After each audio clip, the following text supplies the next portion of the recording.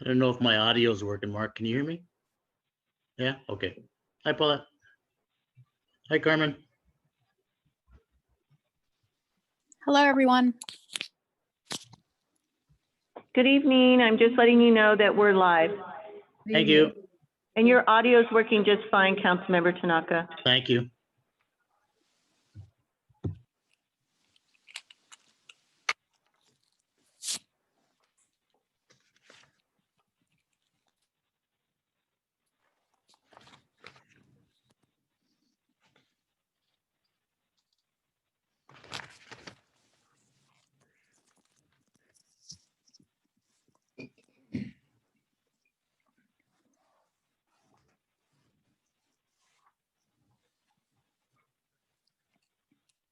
Good evening, everyone. Good evening.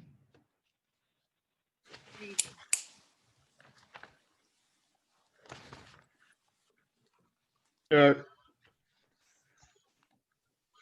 How you doing, Ryan? not too bad.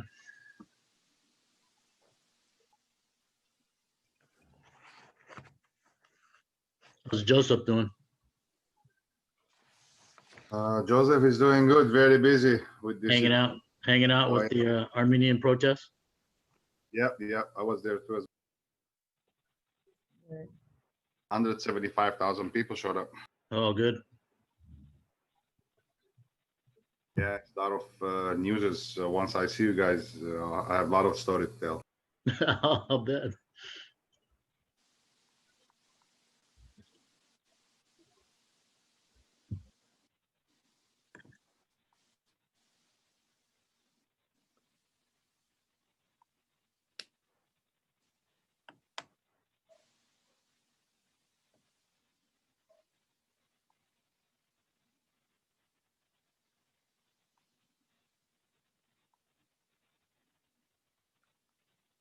Do you know if Leonard's open, right? Do you know if Leonard's open? I know he's open, but I'm not sure if he got his permit for outside. Good evening, everyone. Evening. Good evening. Good evening.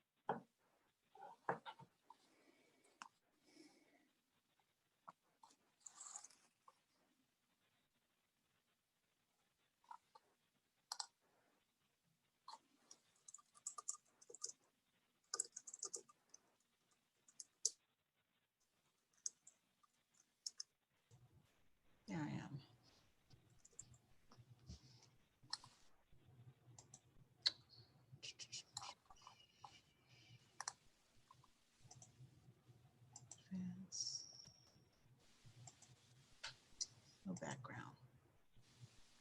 Okay.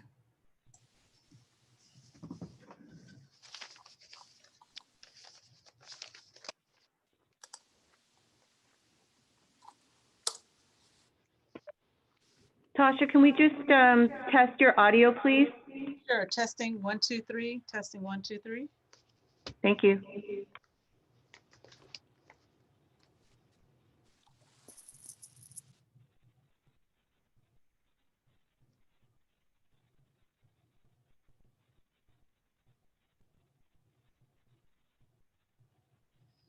Okay.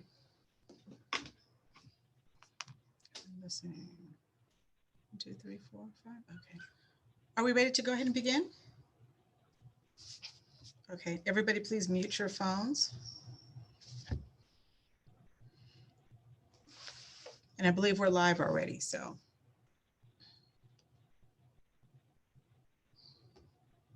Okay, unless the city clerk says different, I guess we can go ahead and go live, or just go ahead and All start. is good. All is good, Mayor Serta. Okay. So at this time, we're ready to begin the Gardena City Council meeting for Tuesday, October 13th, 2020. Madam City Clerk, will you call the roll, please?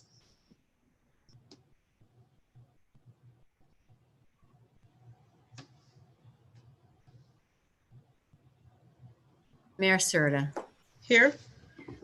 Mayor Pro Tem Henderson, Here. Councilmember Cascanian, Present. Councilmember Tanaka, Here. Councilmember Francis. Here. Okay, let me just read this disclaimer here before we go any further. In order to minimize the spread of COVID-19 virus, Governor Newsom has issued an executive order that temporarily suspends the requirement of the Brown Act. Please be advised that the council chambers are closed to the public and that some or all of the Gardena City Council members may attend this meeting telephonically. If you would like to participate in this meeting, you can participate via the following options. The first one is you can view the meeting on Spectrum Channel 22 or online at youtube.com/City of Gardena. The second way to participate is prior to the meeting, you can email the Deputy City Clerk at bromero@cityofgardena.org by 5 p.m. on the day of the meeting and write public comments in the subject line. Comments will be read into the record up to the time limit of 3 minutes. The third way to participate is for our meeting is via the Zoom webinar. To do that, to join the meeting, you can get on Zoom via the internet or via phone conference. The direct URL is https://web/wzoom.ub.z/wj//83862756-803. The telephone number, if you wish to call in, is area code 669-900-9128, and the meeting ID number is 838-6275-6803. If you wish to speak live on a specific agenda item during the meeting, you may use the raise your hand feature during that item you wish to speak on. For non-agenda items, you will be allowed to speak during oral communications, and during the public hearing, you'll be allowed to speak when the mayor or myself opens the public hearing. Members of the public wishing to address the City Council will be given 3 minutes to speak. The City Council of the City of Gardena thanks you in advance for taking all the precautions and helping us to prevent the spread of the COVID-19 virus. So at this time, we did not have a closed session. So we're going to go ahead and begin with the Pledge of Allegiance as well as the invocation. So if I can, I'd like to ask Mayor Pro Tem if you can lead us in the Pledge of Allegiance, and immediately following that, if we could have our invocation, and Councilmember Tanaka, if you'll be so kind as to lead us in that as well. Thank you, Madam Mayor. Please put your right hand over your heart. Repeat after me. I pledge allegiance to the flag of the United States of America and to the republic for which it stands, one nation, under God, indivisible, with liberty and justice for all. Let's pray. Heavenly Father, we just thank you for this week, this day, this month, and all the things that you have allowed us to have patience with, to help us, give us hope, allowing us to just continue to strive every day as the COVID and other things are about us in the world. Father, we pray for everyone to get out and vote. We pray that everyone will do the census because it's important. And we just pray that everybody does things with a open mind and a open heart, and just be kind to one another. And we just thank you for this day. In your son's name we pray. Amen. Amen. Thank you very much, Mayor Pro Tem, for leading us in the Pledge of Allegiance, as well as, excuse me, Councilmember Tanaka. Thank you as well for leading us in tonight's invocation. So first off, tonight we have a presentation tonight. It's to the police department. It's a commendation for a critical incident that occurred on 13605 South Vermont. At this time, I'd like to turn it over to our chief, Chief Safel. Good evening, everyone. Can you hear me? Yes. All right. Madam Mayor, members of the City Council, it's my pleasure to read this critical incident commendation involving a mental health crisis and our use of de-escalation tactics. On Friday, September 25th, 2020 at 3 p.m., our Gardena police officers received a call from the apartment complex located at 13605 South Vermont. The reporting party stated a male resident was screaming and throwing things around his apartment. This resident had been disruptive to other residents all week, and just the night before had been setting off fireworks. Upon arrival to the location, Gardena police officers met with an LA County Department of Mental Health social worker to assist in placing a 5150 health and safety code hold on the male resident. The social worker told officers that the male resident was having a mental health crisis, had made threats towards the apartment manager, and was suicidal. As the officers were speaking with the social worker, the male resident began throwing explosive fireworks in the courtyard area in front of his apartment. Gardena officers could see a large amount of smoke as the male resident began yelling at officers to kill him. Additionally, the male resident continually made threats from inside his apartment about shooting police officers and anyone else in the complex. At this point, Gardena police officers called LA County Fire to assist by staging outside of the apartment complex. All adjacent apartment units were evacuated due to the threat and the fire threat. While speaking with the male resident, a Gardena officer saw what appeared to be a handgun in the male resident's right hand. The male resident advised that it was a toy gun. Police officer Marisol Bazan, a trained crisis negotiator, began to speak with the male resident and did so for about 3 hours. She did this from behind a ballistic shield. During this conversation, the male resident pulled what appeared to be a handgun from behind his back. Several officers observed the male resident assume a shooting stance while simultaneously stating he was ready to die. At about 9 p.m., after approximately 6 hours of constant attempts to verbally resolve this crisis, Sergeant Rivera observed a firework being thrown by the male resident from the interior of his apartment. This time, the firework hit a closed patio sliding door and was redirected back inside the apartment. The apartment subsequently caught fire, and large flames could be seen devouring the interior of the apartment. Officers were still unable to approach due to the possibility that the male resident was armed and would shoot at them. As the fire got bigger and engulfed the unit, the male subject jumped out of a bedroom window into the north driveway, where he was contacted by Officer Mendez. As the male resident stood up, he held a large knife in his left hand. Meanwhile, Gardena officers used tools to port the glass patio door so the LA County Fire Department could direct water into the unit without entering, for they feared that the suspect might jump back into the unit. The fire was subsequently extinguished.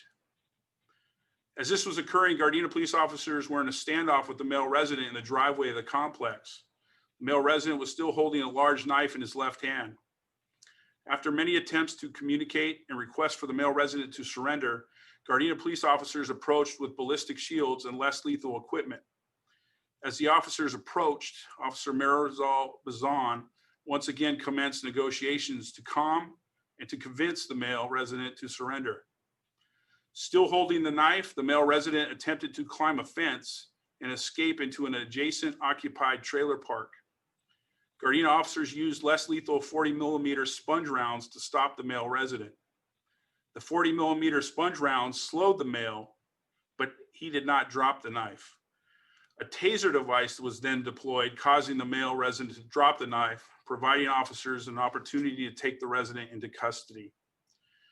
The male resident was subsequently arrested for arson and taken for medical treatment. The apartment unit was destroyed by the fire and uninhabitable without repair. Once the incident had concluded, our Gardena residents were allowed back into their apartment building.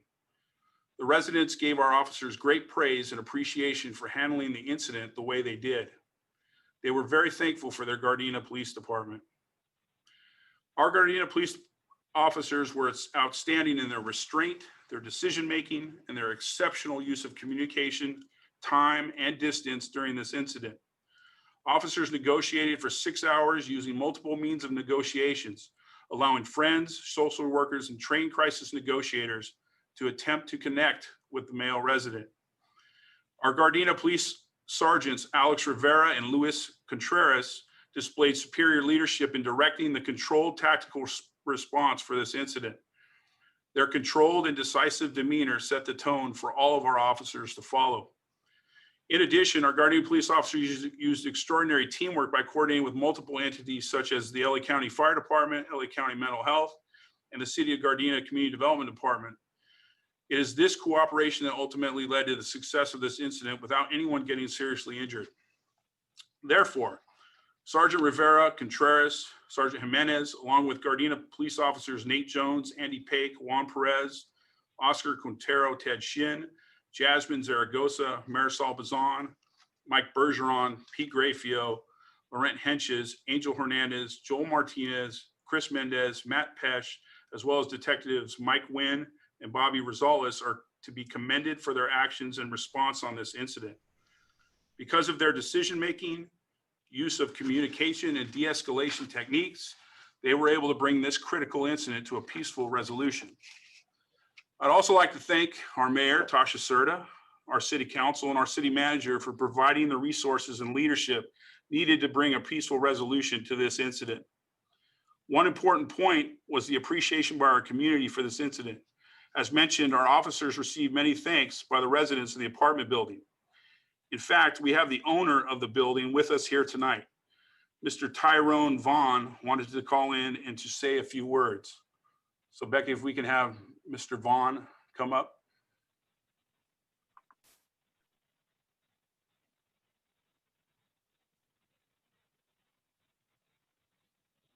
Mr. Vaughn? Hello. Hi, how are you? Good, Mr. Vaughn, would you like to say a few words to the city council about this incident? Sure. I just wanted to thank the police department for all they did for us in that building. They did an amazing job. I still can't believe the amount of restraint and professionalism they showed during this incident. I mean, it lasted 6-7 hours.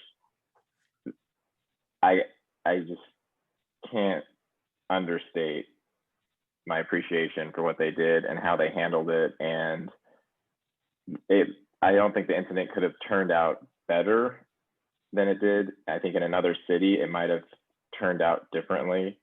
This was a great way to turn out. You should have seen this. It was a mess. The fireworks going everywhere, all the noises, the fire.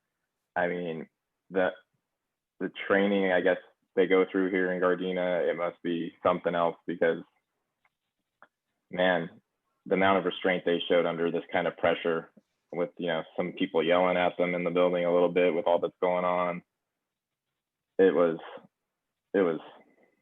something to behold. I mean, I am so thankful for them and all they did.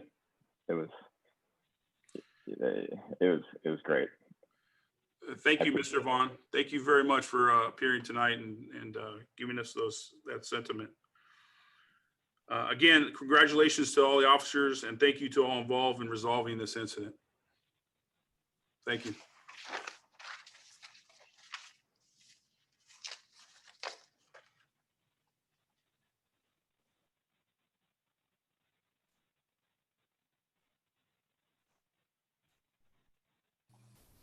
volume.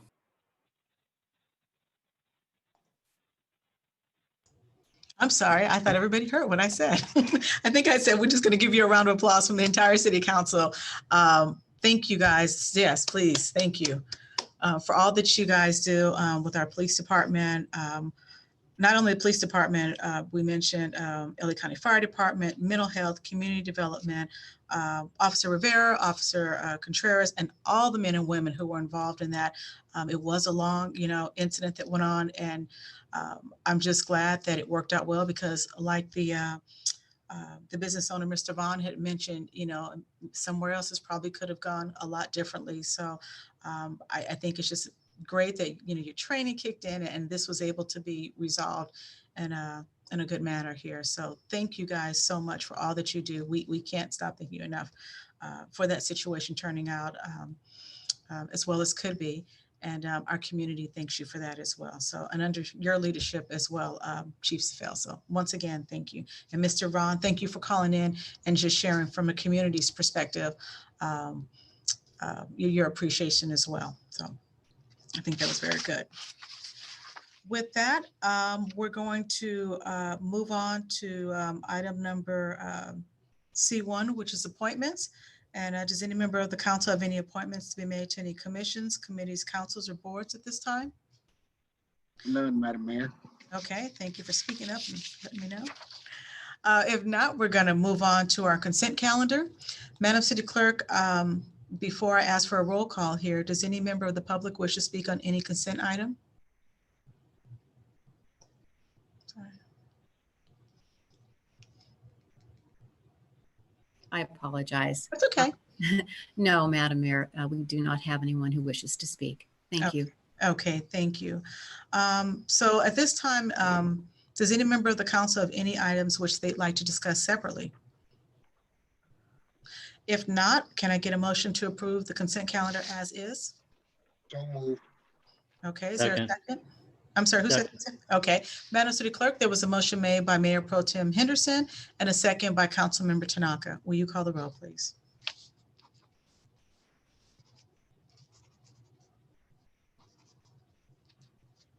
Mayor Pro Tem Henderson, Yes. Councilmember Tanaka, Yes. Councilmember Cascanian, Yes. Councilmember Francis, Yes. Mayor Serta. Yes. Okay, so next up is a Planning and Environmental Quality Commission action sheet. The October 6, 2020 meeting was canceled. So we're going to move on to oral communications. Madam City Clerk, do we have anybody who wishes to speak under this item?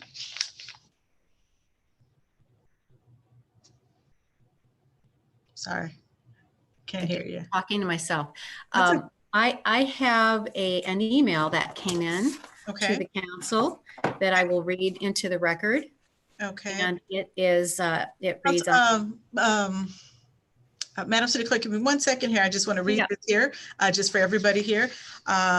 Just as a quick reminder, oral communications are always to be limited to 3 minutes. I know our clerk already knows this, but for anybody in TV land or watching on Zoom or internet, just so you know, for future communications, we do allow you 3 minutes to speak. And at that time, once your 3 minutes are up, we will ask you to stop at that time. And we always appreciate your cooperation with that. Go ahead, Madam City Clerk. okay. Honorable City Council and Mayor, my name is Timi Oze Kubi. I am writing this to express my strong opposition to State Measure 16.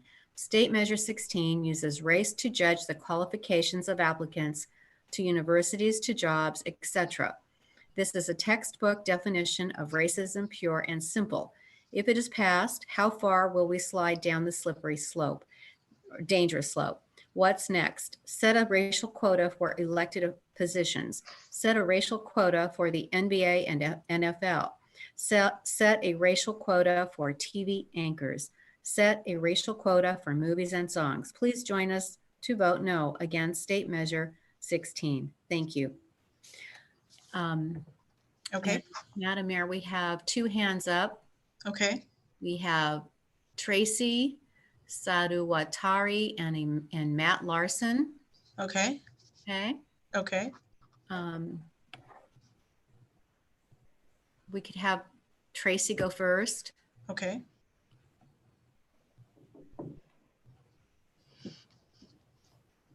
Ms. Tracy, you can go ahead now. I'm so sorry. I forgot to unmute. That's okay. So sorry. Madam Mayor and City Council, thank you for giving me the opportunity to speak tonight. I wanted to speak on behalf of ADAP and GDAP. We are hosting a series of Red Ribbon Week events. Red Ribbon Week, of course, is a recognition of staying drug-free. Our events start on the 23rd and go all the way through the 31st. We are hosting coloring contests for elementary school students, essay contest and poster contest for middle and high school students. We're also hosting this year a city decorating contest in lieu, because we know that the schools cannot decorate as they have in the past. So we want to make sure that we allow residents to decorate their homes. We have decorating kits available to pick up at GGIP. They're there now, and they can be picked up Monday through Thursday from noon to 5:00 p.m. Over there, Officer Sterling Kim will answer the door and pass out kits to whoever wants. We also have partnered with the city. This is exciting news because the city is having their flapjack give back on the 24th. And we have partnered with the city to pass out Red Ribbon Week information during that time. We'll be out there with our red ribbons on. Volunteers will be out there. We'll also be at the Raleigh Park Drive-In to give more information to residents.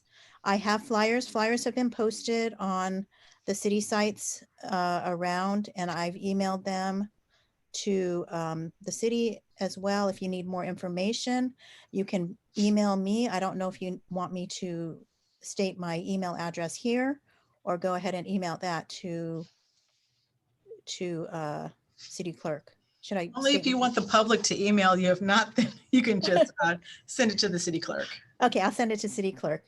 Okay. But I just wanted to acknowledge and thank the city for their support of GDAP and ADAP and Chief Mike Safel in his being able to allow us to participate in the car parade as well. Okay. This is really exciting for us this year. Thank you. Okay, thank you. Can't hear you, Madam City Clerk. Our next speaker is Matt Larson. Okay.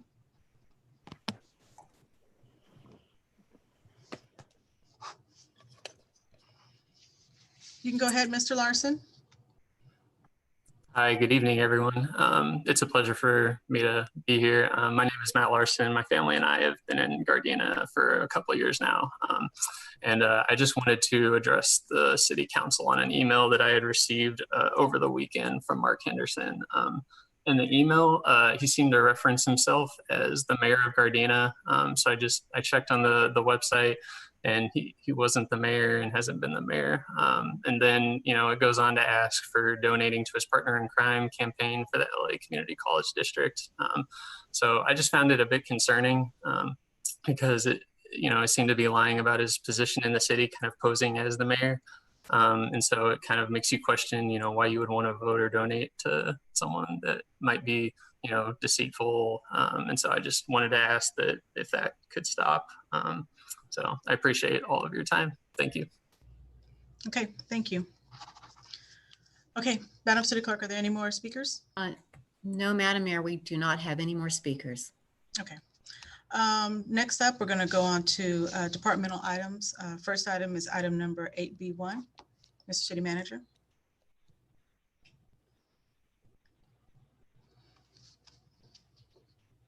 Mayor Serta, members of the City Council. Agenda item 8B1 is approval of consultant agreement with De Novo Planning Group for services related to the environmental review of adoption of the 6th cycle housing element for 2021 to 2029 and changes to the land use plan and zoning to implement the housing changes, preparation of an environmental justice element, and update to the safety element, the general plan and related environmental services. On August 14, 2020, the city issued an RFP, or request for proposal for consultant services relating to the housing element, which was posted on the website of the Association of Environmental Planners, or AEP. The city also sent the RFP to 3 consulting firms. The city received a total of 3 proposals from Eco Tierra, De Novo, and Recon. While all firms' proposals were competitive, De Novo recognized the city had also issued an RFP on August 28, 2020 for the safety update and environmental justice element, and indicated that it could cover the costs of the environmental review for those elements within the scope of the housing element. The Novo Planning Group is a well-qualified firm and is currently providing environmental services for the city on several planning projects. The city received an SB2 grant to assist with implementing housing policies and has also applied for a LEAP grant, which can also be used for similar purposes. There is no financial impact to the general fund because the SB2 grant and the LEAP grant can't cover the cost for this consultant. What's required tonight is approve the consultant agreement with the Novo Planning Group for the following services: for environmental services related to adoption of the 6th cycle housing element for 2021-2029, and related changes to the land use plan and zoning to implement the housing element changes, preparation of environmental justice element, and update to the safety element of the general plan and related environmental services. Mayor Serta, members of the City Council, I do want to note that Assistant City Attorney Lisa Kranitz and representatives from De Novos, Ms. Starla Barker and Ms. Amanda Tropiana, is available tonight to answer any questions that you may have. Let me unmute. Okay, so let me first open this up for any questions here. Does any member of the council have any questions on item number 8B1? Madam Mayor, I got a couple questions. Go ahead. Mr. City Manager, in regards to De Novo, did the other firms that responded, did they have the opportunity to know that they could consolidate the work, or how was that presented? Mayor Pro Tem Henderson, yes, the treatment for De Novo was consistent to all 3 consultants for Eco Tierra and Recon. So all of them had the opportunity to do the same. All right, and second question is, how much do we save by consolidating the work? I don't have that information with me at the moment. Mr. Berrigan is also in the audience, as well as Ms. Kranitz. Ray or Lisa, would you know that that savings amount? Clint, I think we have Amanda Trippiani on the phone. I apologize, Amanda, if I said your name wrong. They have a better idea. I know it was a minimum of about $20,000 that we were saving by consolidating, because they're not charging us any additional amount for the environmental on the safety plan and the environmental justice element, which we're required to do for the first time this year.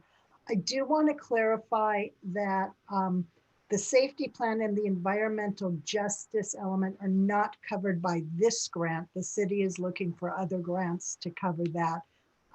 This grant being the SB2 and the LEAP grants, which are for housing.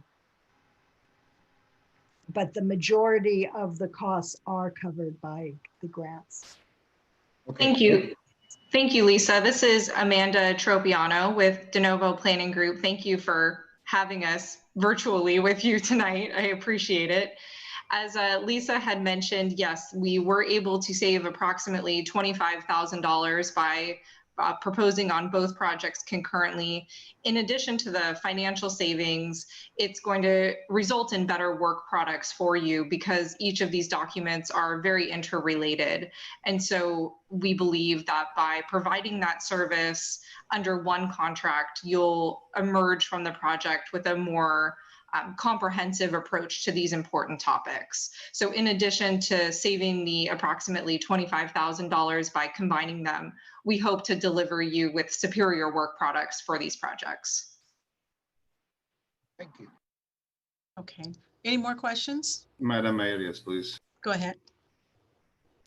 First of all, my first question is to Ms. Amanda. What is this going to cost us? We know that we're saving 25,000, but how much is it going to cost us? Or the city manager can answer this, either one. I'm sorry, do you want Ms. Tropiano or do you want the city manager to, or whoever? Either one. Okay. Councilmember Cascanian, the very last page of this agenda item was the combined budget for the two projects, the two RFPs. Total with the contingency is approximately $344,000. From 2021 to 2029, right? Everything. They're doing the environmental review on the housing element. We hired a separate housing consultant late last year, Veronica Tam, that the council had approved. But Ms. Tam does not do the environmental review on the housing element.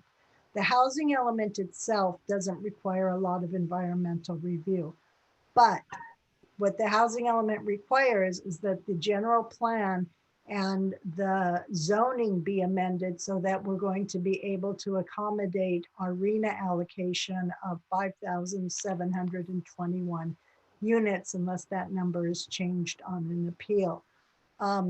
That is going to require significant environmental work because it's going to touch on basically every environmental topic under CEQA. We're going to be looking at the increase, what that increase in change in land use patterns does to traffic, air, water. Amanda or Starla, jump in and help me out here.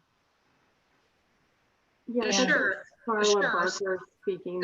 Sorry, Amanda, to talk over you, but yes, correct. The EIR, the environmental impact report for the housing element, is going to include technical analysis ranging from traffic, your new VMT guidance, air quality, greenhouse gas emissions, noise, cultural.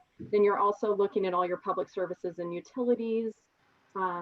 You're looking at things like hydrology and drainage, population and housing. So it runs the full gamut in terms of what that document is going to look at.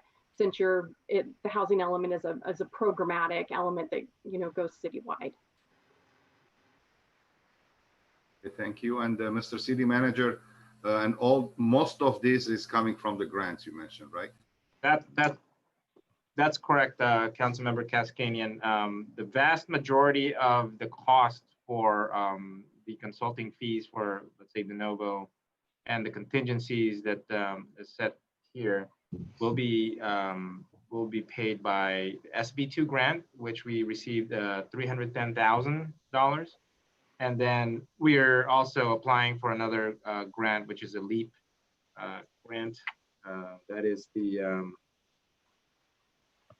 local early action planning, which the city should be getting about $300,000. It's about $120 million in state grants from the governor. So all in all, I mean, we should have plenty of money left over for other contingencies. So basically, at the end, we're not going to touch our general fund, though, right? That's correct. Thank you very much. And thank you, Lisa, Amanda, and Star. Are there any other questions? Yes, Madam Mayor. Go ahead. Something that was just mentioned, the elements that you mentioned that are going to be contained in this report. Elements that should be in there anyway. You're not adding, making any new information. You name out things as if there was something extra. These are just things that are part of that report anyway, right? Or am I? Yes, this is Amanda. You're absolutely right. These are required topics within your city's general plan, and the state requires the city to update these topics or analyze these topics periodically. And the city is at that point where it is responsible for considering these topical areas. And this is consistent with those state requirements for the topics of housing, environmental justice, and public safety. Councilmember Francis, this will be the first year the city's required to do an environmental justice element. That's a more recent amendment to the general plan law.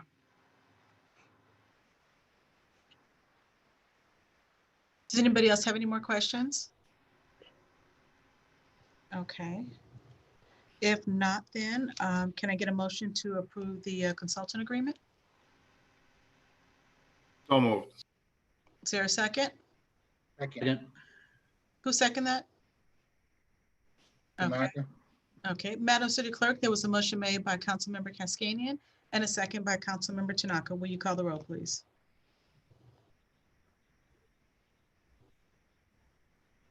Mayor Pro Tem, I'm sorry, Councilmember Cascanian, Yes. Councilmember Tanaka, Yes. Mayor Pro Tem Henderson, Yes. Councilmember Francis, Yes. and Mayor Serta. Yes. Okay, next up is item number 8C1. Mr. City Manager. Mayor Serta, members of the City Council, agenda item 8C1 is approval of CARES Act program funding for CDBG CV received from the U.S. Department of Housing and Urban Development, or HUD, to alleviate the negative economic impacts of COVID-19. And I just want to say that of all of the agenda items we've had so far, or for tonight or the past weeks, this is by far one of my favorite ones because it does bring help and relief to our residents who are renters in the city of Gardena. Staff respectfully recommends for the City Council to approve the programming of the third round of CARES Act funding received from the U.S. Department of Housing and Urban Development to address the negative economic impacts of COVID-19. Per HUD guidelines and needs identified by Mayor Serta's directive in the last council meeting, the following program has been developed to address the community needs, which is COVID-19 Emergency Rental Assistance Program. This program will assist Gardena residents undergoing financial hardships due to job loss and/or reduction in wages from COVID-19 or other medical expenses directly related to the coronavirus. For qualified applicants, the program will provide up to $5,000 in a one-time payment of rental expense.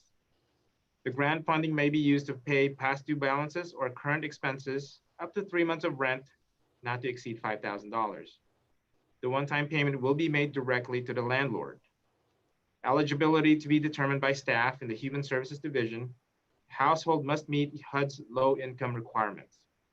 Due to the current economic climate, it's expected that not only will the traditional low-income households qualify, but new temporary low-income households will also qualify in this unprecedented time. Suggested funding for this program is $531,519. Financial impact is from the CDBG CV funding of $531,519 provided by the CARES Act through the U.S. Department of Housing and Urban Development. What's required tonight is to approve the programming of the third round CARES Act funding received from the U.S. Department of Housing and Urban Development. Okay, thank you. Are there any questions at this time? Nope, everybody just wants to receive the money, huh? Well, I just have a quick one. Go ahead. You anticipate, I know renters are probably our most vulnerable population, but in terms of homeowners who may have had a negative impact because of COVID, is there any future round of money that may come in, funding that may come in to help homeowners? Yeah, Councilmember Francis, that's an excellent question. At this point, we don't have anything identified for specific homeowners experiencing hardship through mortgages.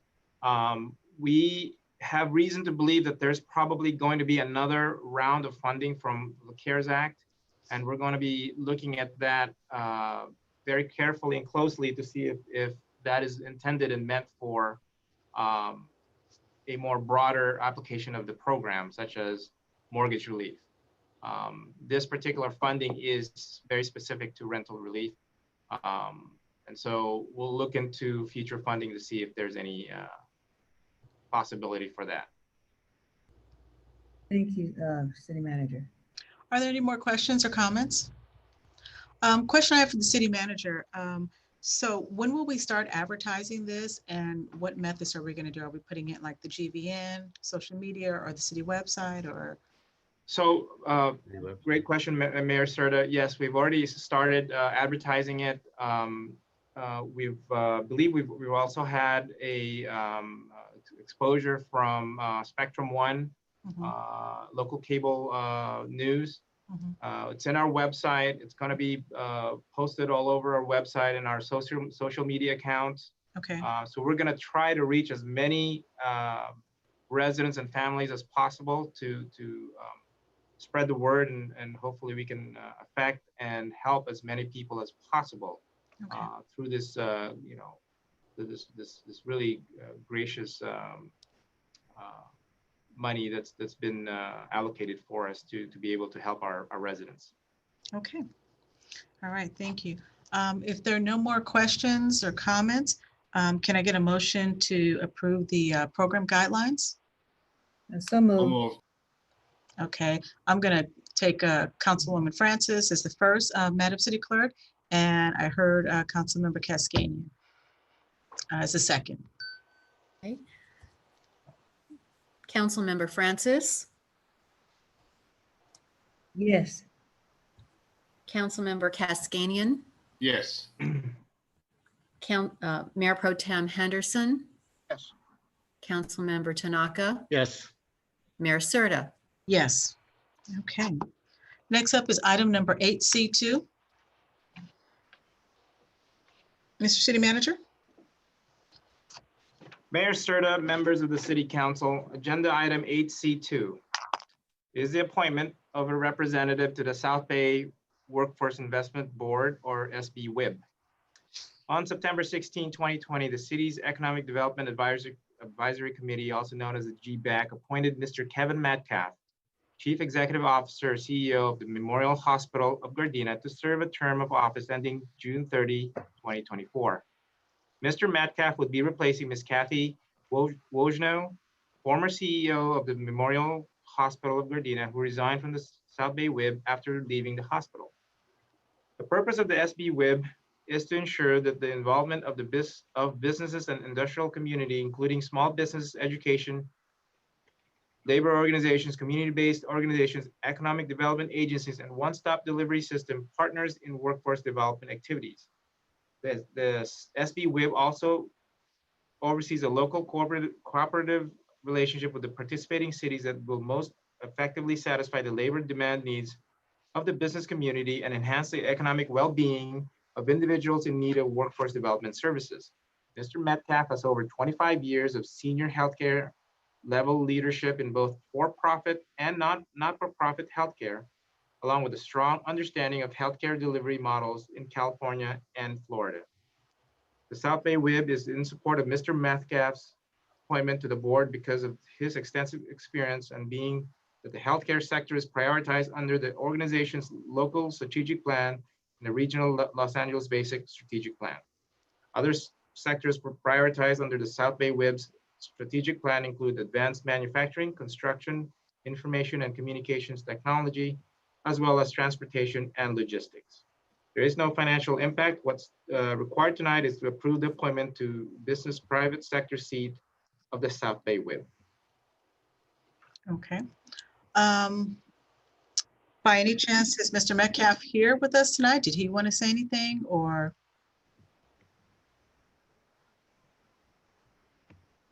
He is not, Mayor Serta. Oh, okay, that's fine. It's not a requirement. You have to be here. Does any member of the council have any questions or comments? Okay, if not, then there's no discussion. Can I get a motion to approve the appointment? So moved. Is there a second? Second. Okay, Madam City Clerk, there was a motion made by Mayor Pro Tem Henderson and a second by Councilmember Tanaka. Will you call the roll, please? Mayor Pro Tem Henderson, Yes. Councilmember Tanaka, Yes. Councilmember Cascanian, Yes. Councilmember Francis, Yes. Mayor Serta. Yes. Okay. Moving on. So next we're going to go to council items, directives, and remarks. We're going to first begin with directives tonight. Does any member of the council have any directives for our city manager? Oh, wait a minute, I'm sorry. Hold on a sec. Hold on. City Mayor manager- Serta, we have agenda item 8C3, which is a COVID-19 update. Oh, my apology.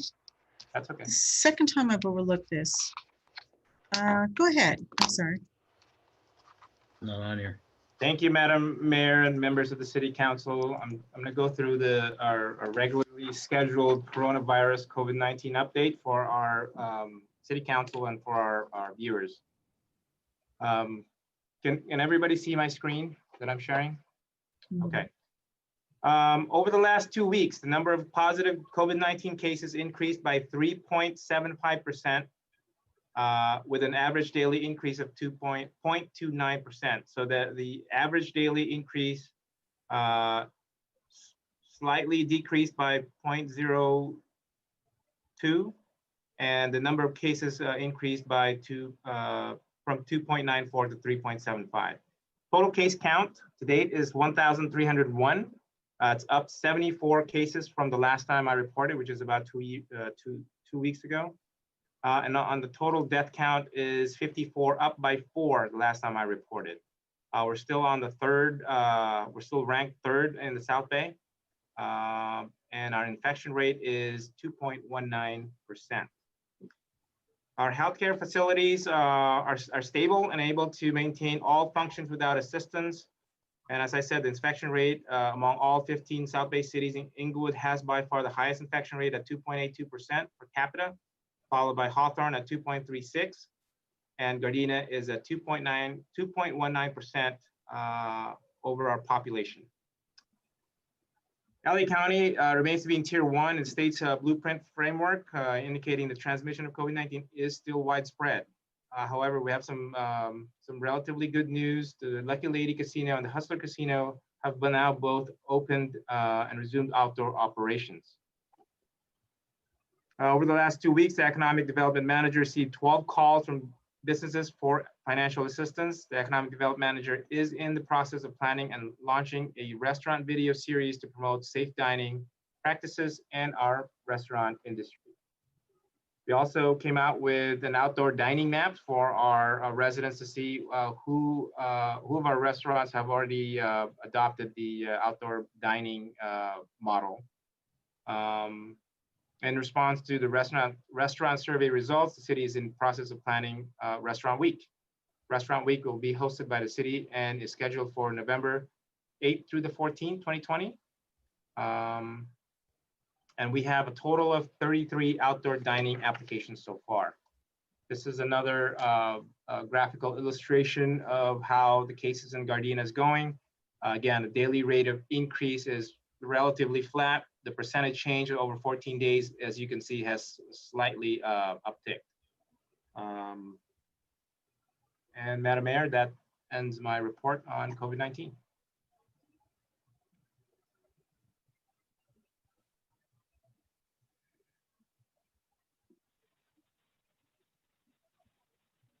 Madam Mayor, you're on mute. Once again, I'm talking to myself. Does any member of the council have any questions as it relates to the COVID update? I do, Madam Mayor. Go ahead.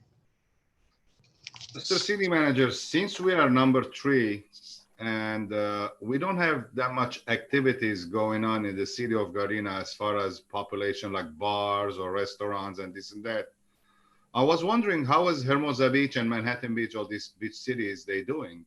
Because I did visit, past couple weeks, couple times Hermosa, and that bars over there and the restaurants, they were jam-packed. So I was wondering how they're doing, what's their number looks like.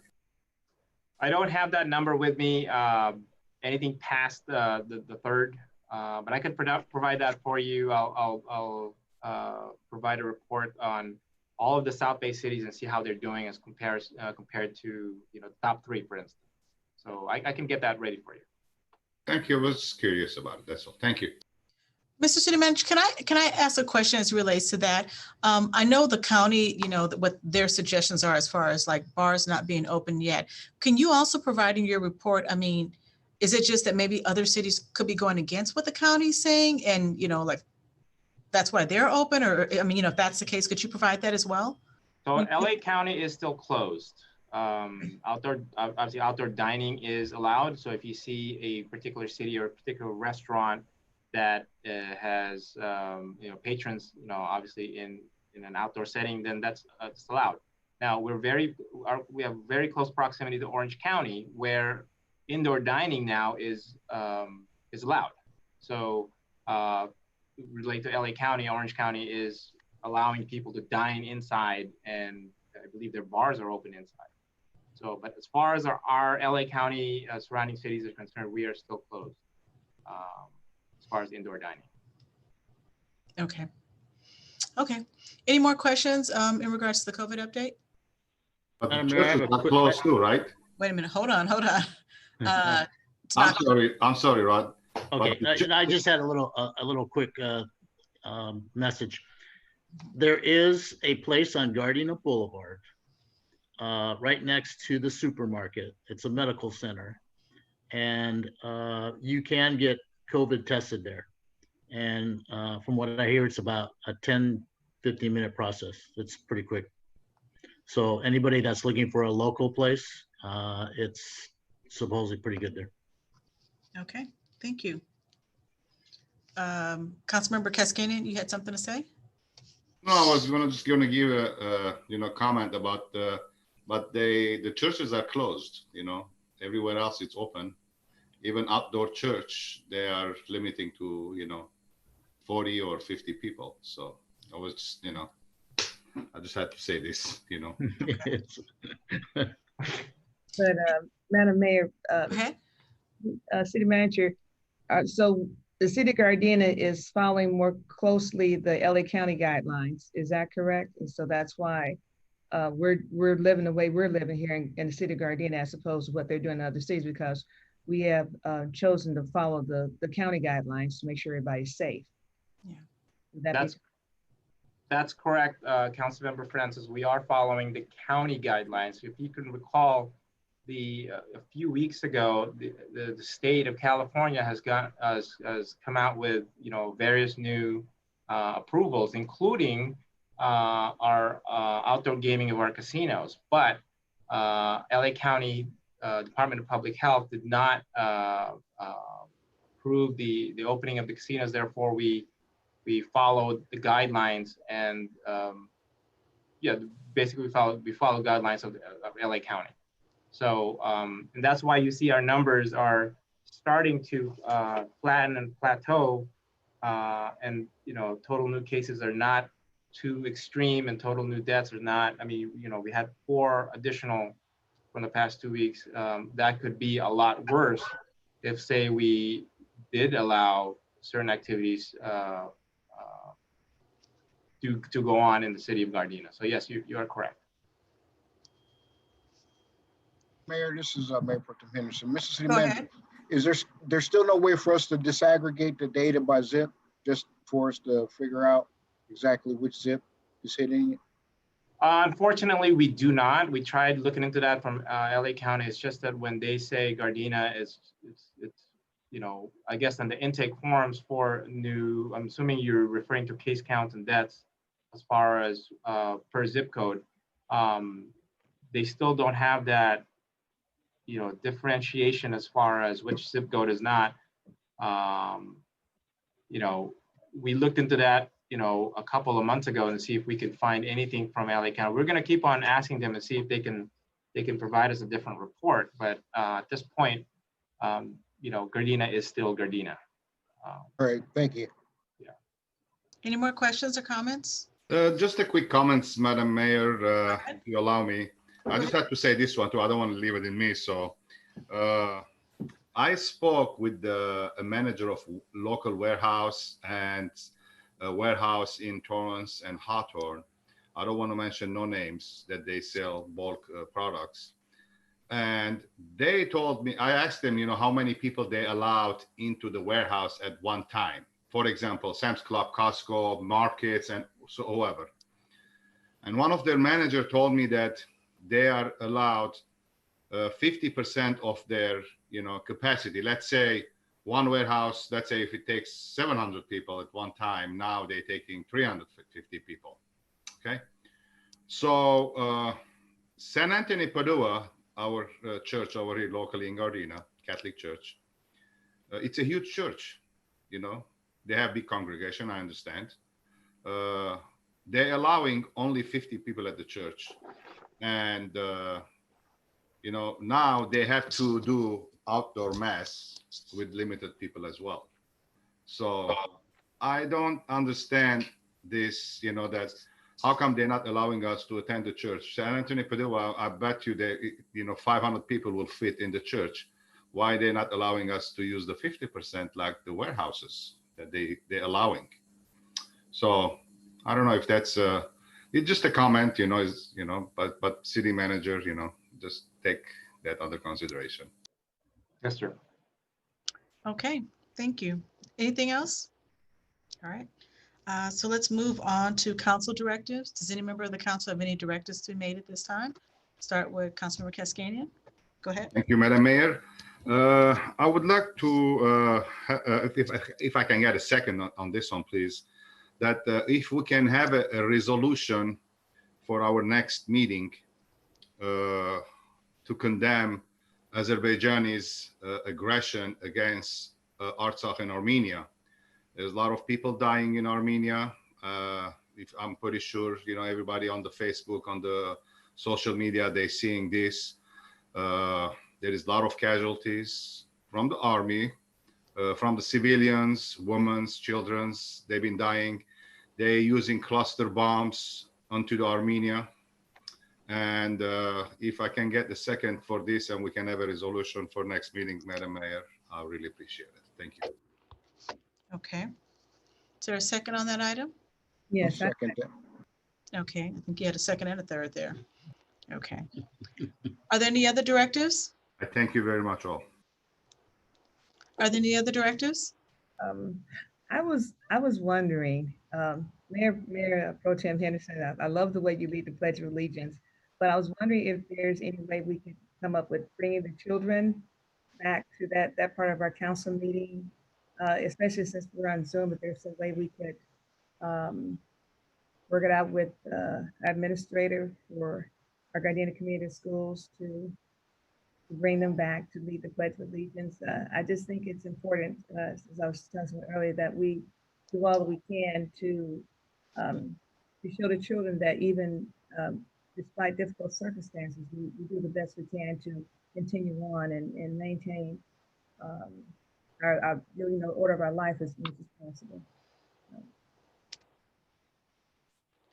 Is there a second on that item? Yes, I'll second that. Yes. Okay. Are there any more directives at this time? Okay, if not, we're going to move on to our city manager remarks regarding our previous directives and council items. The mic is yours, Mr. City Manager. Thank you, Madam Mayor and members of the City Council. First update I have is a memo that I prepared for the entire City Council in response to the email that was sent to Mayor Serta regarding train noise.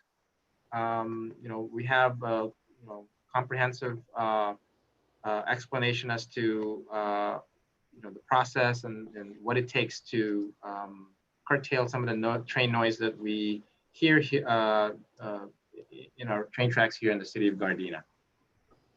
Second announcement I have is we're having a drive-in movie. It begins on October 16th, 2020. Field opens at 6:30 and the movie begins 7:30 at Raleigh Park. Entrance fee is $20 per car, or bring an unwrapped toy in its original packaging valued at $20 or more and you get in for free. Yeah, we have flyers available at Recreation Human Services for all those folks that need further information on this. The Helping Hands 2020 Holiday Toy Drive is going to be in full force from October 19 to December 4th, 2020. This is to help support our Helping Hands program by donating new unwrapped toys for all ages. We need, again, toys, books, arts, supplies, board games, sport equipment, and gift cards. Donations can be dropped off at the following locations: at the Nakaoka Community Center or across the street at the Human Services Department at 1651 West 162. This year we have, we're doing a little bit different on our canine flapjack. We're calling it the Gardena Police Department Drive-Through Flapjack Give Back. In previous years, we would do this in support of the police department as a fundraiser. This year, we're giving the pancakes as free to our residents. So that would be on Saturday, October 24th, 2020, from 7:30 a.m. to 9:30 a.m. So come join us. We do have, I believe we have a video on the flapjack video. Flapjack Give Back. Ms. Romero, do we? Yeah.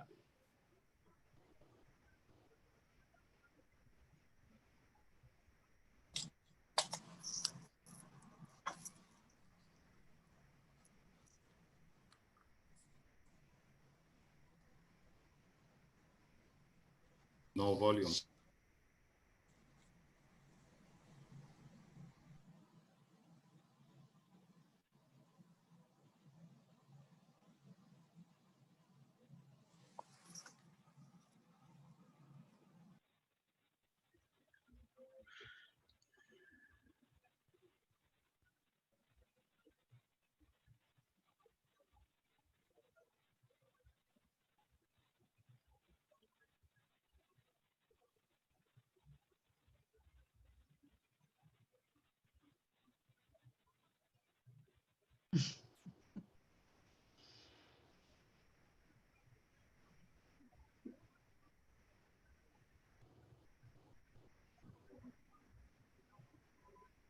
So despite not having any audio, as you can see, it looks gonna be delicious. So come join us again Saturday, October 24th, from 7:30 a.m. to 9:30 a.m.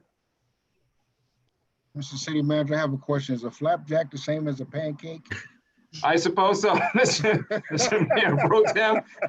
We know it's gonna be good though. It's gonna be good. I don't need sound. I know how flapjacks sound. There you go. Okay, we have another video. We have a total of 3 videos tonight. This is a recreation video on our census and Halloween. Hopefully we'll have sound this time.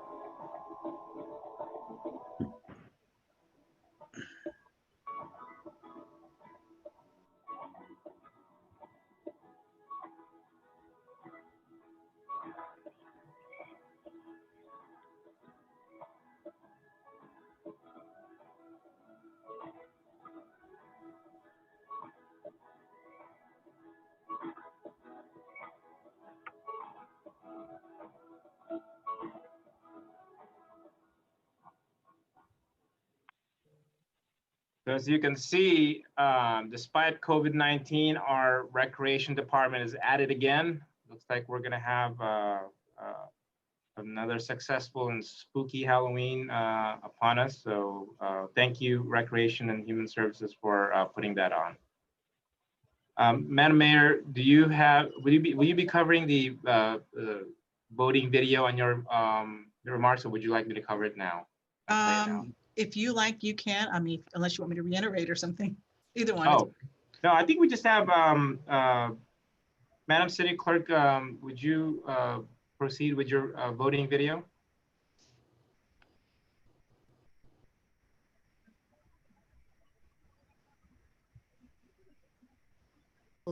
Ms. Romero will be handling that.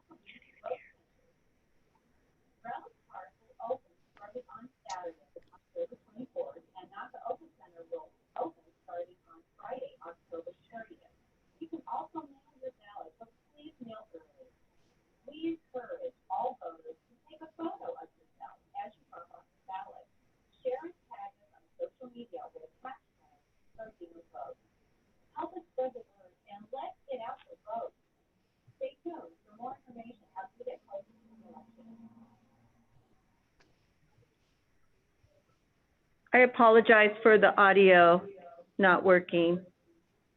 Okay. Were you able to hear that at all? It was kind of low, but we. It was garbled too. I think we, I can go over everything as well, again, if you like. okay, Madam Mayor, you go over it, okay. I can do current announcements if you like. Okay, I have one more video to highlight tonight, and this is from the Recreation Human Services Division as well. We would like to highlight the Senior Bureau by showing a quick video of what we really do on a weekly basis here. The Senior Bureau is responsible for feeding approximately 400 seniors a week.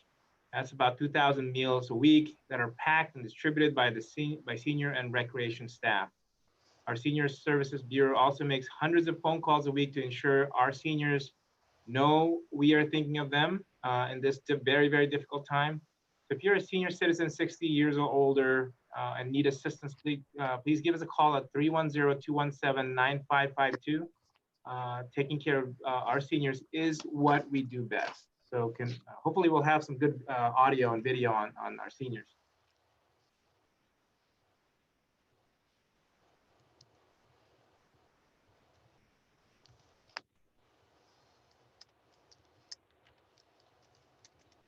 City Manager, will you be sharing your screen? I don't have that video. I was under the impression that the video was sent to the city clerk's office. I don't have it. You don't have it, okay. Perhaps I can cover that on the next council meeting. We'll just bring this back. I really want to highlight the seniors and what they do for us and how we help them. So last but not least, I do have a presentation in response to Mayor Pro Tem Henderson's request and directive from the last council meeting. This is our South Bay fiber program. I just wanted to ask if you all can see my screen. Yes. So a little background on the South Bay Fiber Network. This is really a collaboration between the South Bay City's Council of Government, or the South Bay COG as it's known, and the South Bay Workforce Investment Group. They were tasked with determining what are the pitfalls and the issues that are plaguing our cities all around the South Bay. And what they found really was that the current offerings of the ISPs, or internet service providers, are lacking, in the sense that they found that the broadband or the speed at which content is being offered in our homes, in our businesses, is very lacking.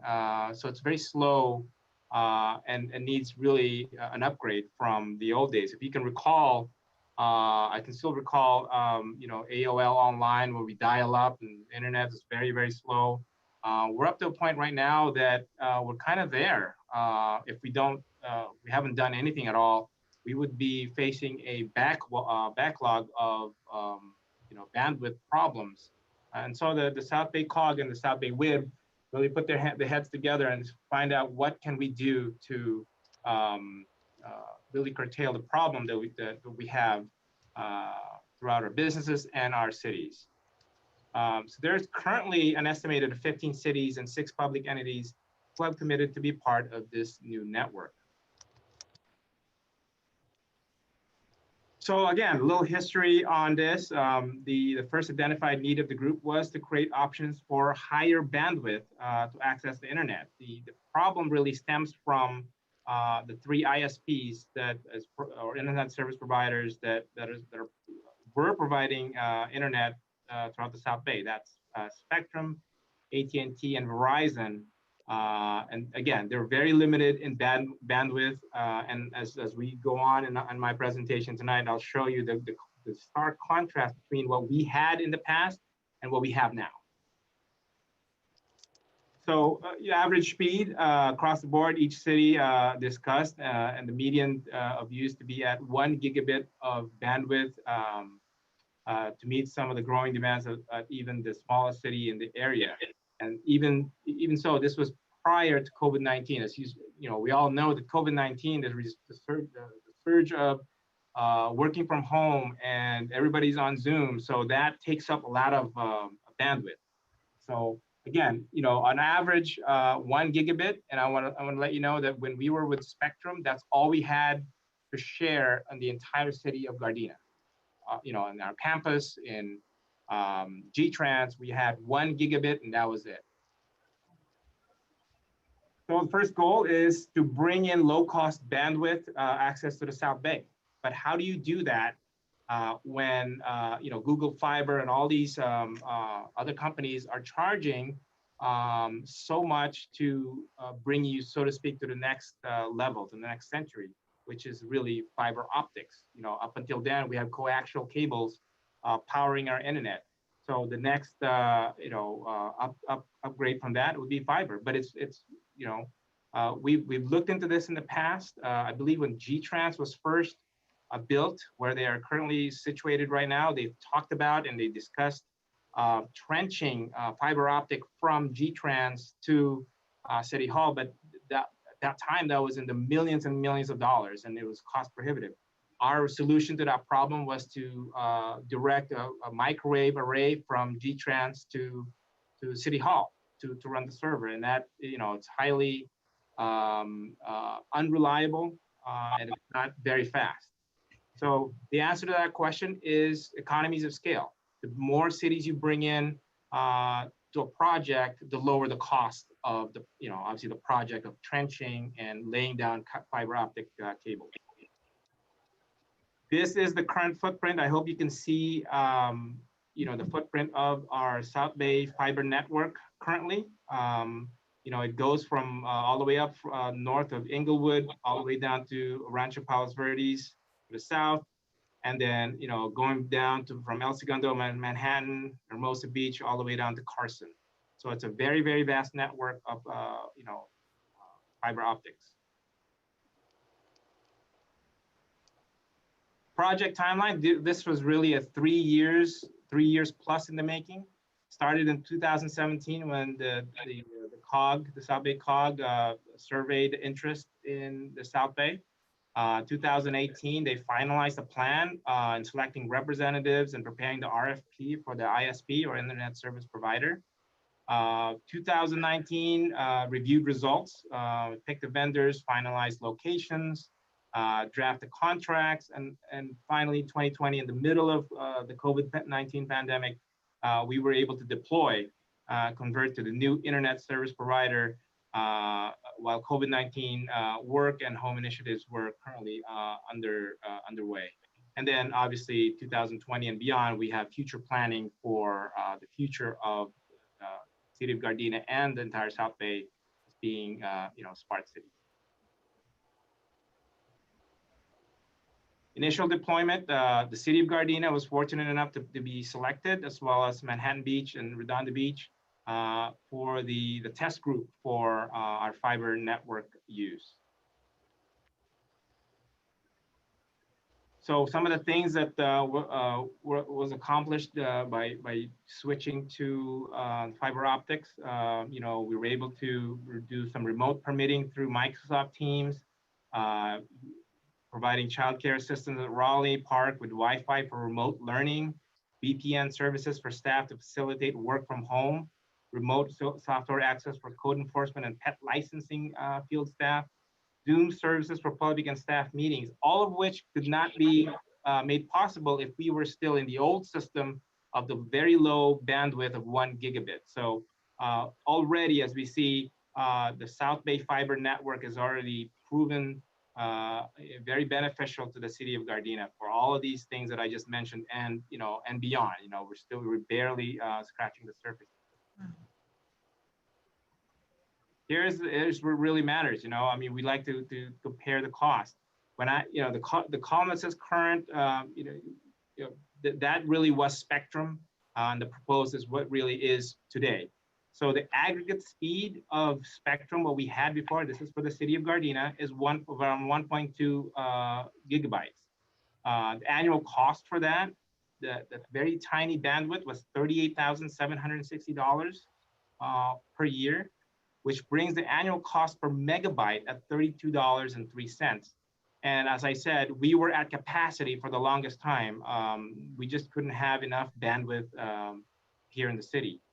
When we moved to Raise Communication, which is our new ISP with our brand new fiber optic system, our total speed here at the city, which includes G-Trans and Raleigh Park, is 12,000 megabytes or 12 gigabytes.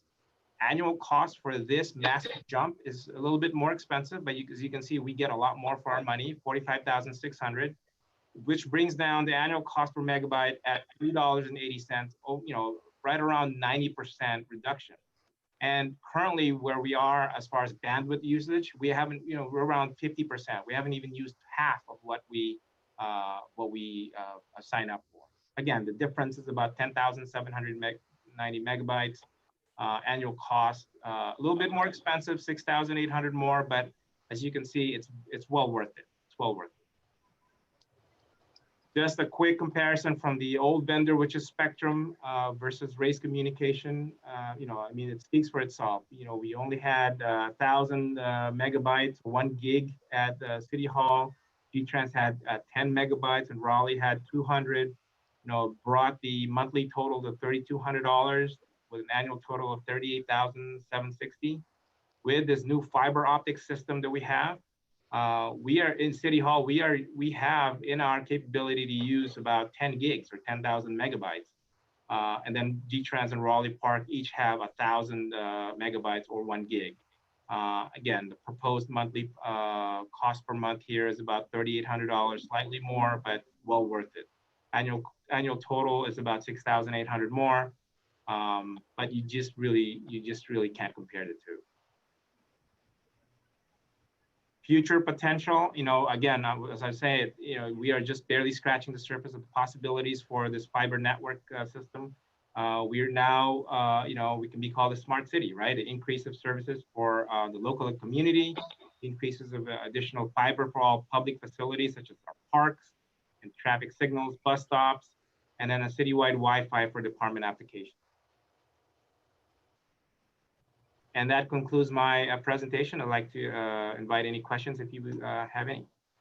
Mr. City Manager, I have a question. So with this new system now, for instance, if we wanted to invite our kids to our local parks like Raleigh Park, I mean, they have access now to free Wi-Fi just while they're there. All we have to do now, Madam Mayor, is just turn on the Wi-Fi and then a little bit of hardware changes to be able to broadcast it wider throughout the park, throughout the benches, wherever you want to direct the Wi-Fi signal, so that our residents can, partake in, using our Wi-Fi system. Wow, that's awesome. Okay. Are there any other questions or comments? question, Madam Mayor. Go ahead. The city manager, I'm assuming all this Wi-Fi will be highly secured, so the participant or the users, they're not going to go to, like, I don't know, wrong places to, you know, watch videos or play games or some sort of. So are we going to do like screening or?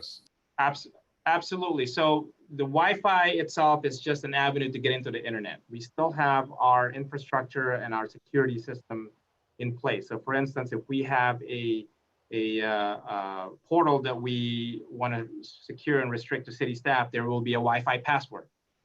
There's also going to be a public Wi-Fi access for folks to be able to access it, but they just can't get into certain websites that are, not children-friendly.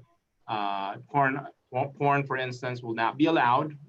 You can't get into porn while using our public Wi-Fi. Thank you. Madam Mayor, I'd like to say something. Go ahead. Thank you, Mr. City Manager, for that presentation. And I want to thank my colleagues on the council for supporting me in that decision. I know a lot of folks don't understand, well, we paid a little more, but it's about capacity. And we haven't even got to 50% capacity. But as we're all staying home a little longer with COVID-19 and everything, we're not sure how long we're going to be at home. Our appetite for bandwidth and capacity is probably going to increase as we try to sustain staying at home, and folks need telemedicine and different things like that. So this will be the beginning of whatever it is we see fit to move forward. As the city manager said, as we start figuring out what applications, meaning what uses we deem feasible and affordable, then we'll probably have to get some more hardware, and then all that stuff will come back to the council for discussion. But to go from the limited capability that we had citywide to now providing that former citywide bandwidth to 2 of our facilities is a astounding feat. And I definitely want to thank the COG as well as our city staff and IT personnel and the city manager for kind of seeing this through, because now there's other things we can do, and we are now a smart city. And now we have the opportunity as we move forward to be even smarter as we all think of different things that we can use this technology for. So I just want to thank everybody for supporting me and having discussions around this and everything. I know some of you understood, not everybody understood. Madam Mayor, appreciate you asking the questions to making sure this made sense. And Councilman Cascani and Tanaka will give Councilman Medina some credit as well on this process as we had these discussions. So I'm thankful for that. Madam Mayor? Yes, go ahead. So the COG really has to thank Councilman Henderson also, because as a part of SCAG, he's kind of the IT guy that is coordinating a lot of this fiber stuff with the COG. And he's looked at very highly by the COG regarding this fiber network stuff that he's doing right now. And we do really appreciate the work that he's doing for us. So, fiber networking, we're on the map right now, and it's only going to get better. But thanks, Mark. We appreciate you. Now, I don't want to leave Councilwoman Francis out, because now you got a chance to dream and figure out what we need to do for the children in our community, as well as we kind of keep moving forward. You already read my mind, because I'm wondering what impact this would have on our classrooms. We're part of Gardena Community of Schools, and as we eventually, we're going back to the classroom sooner or later. I don't know quite when, but we still have a lot of children that are at home doing homework and going to school, distance learning by Zoom. And oh boy, anyway, so how would this, or as we go back to the classroom, I teach in Inglewood, by the way, but at least for the Gardena Community Schools, will this have a positive impact on their accessibility to Wi-Fi? Mr. City Manager, can I jump in here? I definitely want to set expectations that, this is kind of the beginning. We still need to have some further discussions with our community of schools, and we'll still have to have some internal discussions, because as different components are procured, if at all, then we have to have those discussions. So now this sets us up to start having these proactive discussions. But as you have those discussions, may I suggest that you put schools, at least our Gardena Community Schools, somewhere at the priority list? Oh, yeah. Well, also LAUSD is looking at doing some things with their facilities and increasing their networks as well to cover it out. So the geography of our city and their schools, we may get some pretty good coverage, but we still, again, this is not the silver bullet yet. We just want to just say that this is the beginning, and we still have to have some future discussions with all the stakeholders involved. So stay tuned. And I heard you mention local community outreach. If there's something in there about the local community, so the people that live in the city of Gardena may have a positive impact, or? Yes, it will. We just kind of got to further these discussions and figure out what we're going to do, if it's going to be monetized or if it's just going to be another community service. So those are the different conversations that need to be had. This was more or less just making sure we have infrastructure in place so we can start having these conversations about being a smart city. So even though it seems that it's a bit more expensive because of the increase in Wi-Fi, the increase in gigs that you were getting, it really is more cost effective. That was what you're saying, what the report was saying? Yes, ma'am. All right, thank you. Absolutely, Councilmember Francis. It does cost a little bit more, but as you can see, we are barely, scratching 50% of our capacity. And I remember when I was admin services director, I had to shut off people when they were, streaming, Spotify, here in the city. Not that we're condoning the use of Spotify by our city staff, but it doesn't shut us down anymore. It used to lag so bad that our cameras wouldn't work, and that was the challenge that we had. And also, to echo Mayor Pro Tem's statement, yes, this is the start. This is the beginning, because now we have the infrastructure and the tools in place.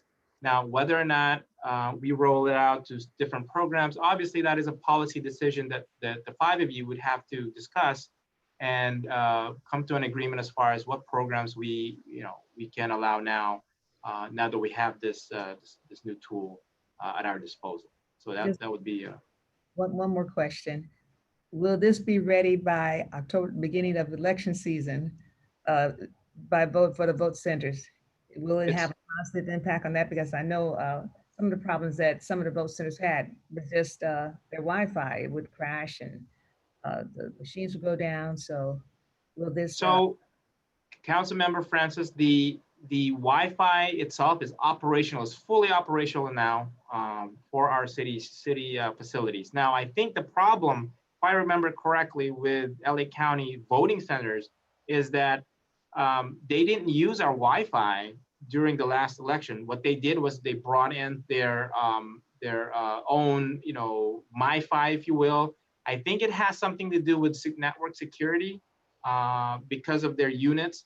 So while it is available and ready, I don't know if LA County will be utilizing our system because of that component of safety and security with the actual units themselves. Okay, any more questions or comments? Okay, if not, thank you very much for that. Madam Mayor, I have one more thing. We now have the video for our seniors. So okay. If I may, can we play it? Go ahead. Go ahead, Becky.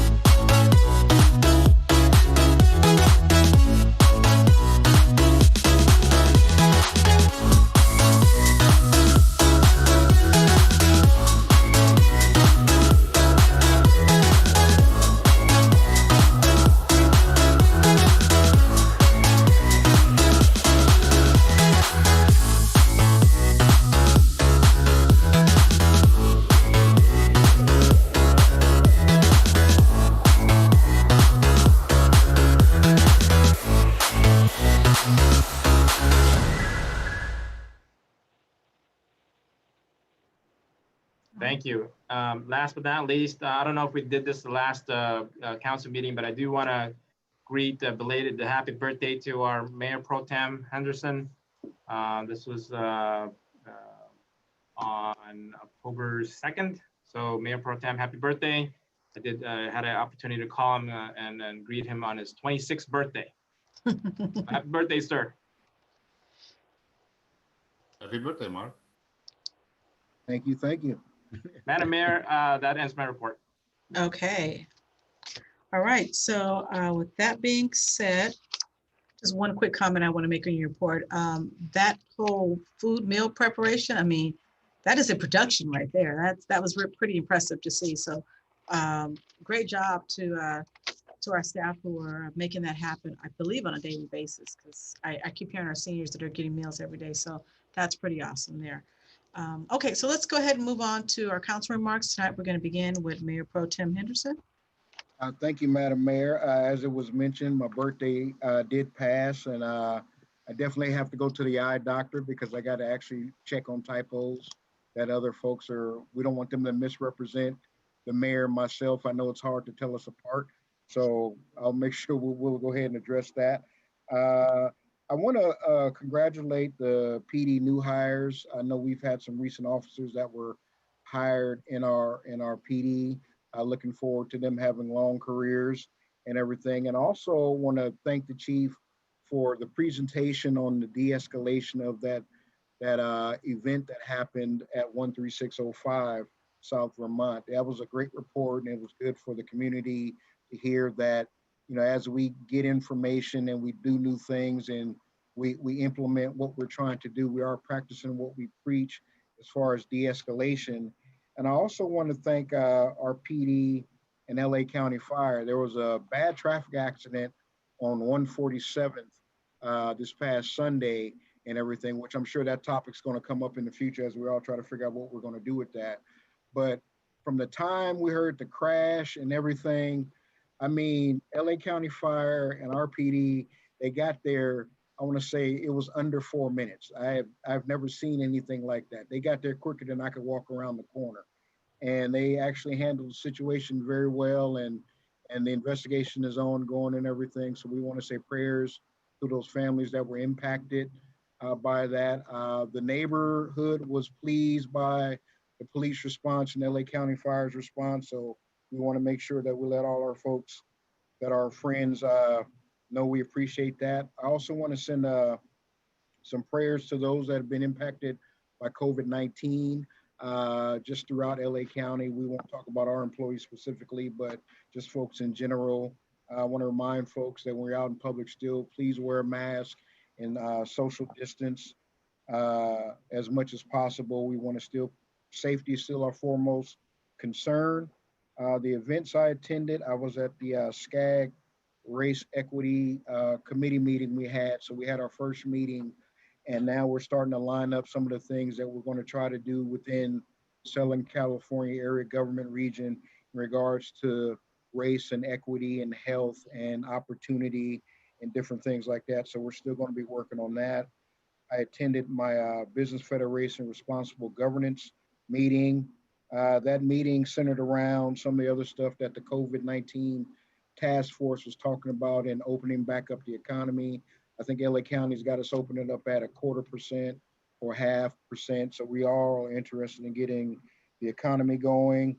I attended a BizFed discussion about community college partnerships and with them working with workforce investment boards to figure out in this pandemic for those that have been displaced, what other potential career opportunities, employment opportunities, education, and academic opportunities can we all start working on so we can really get folks back to work.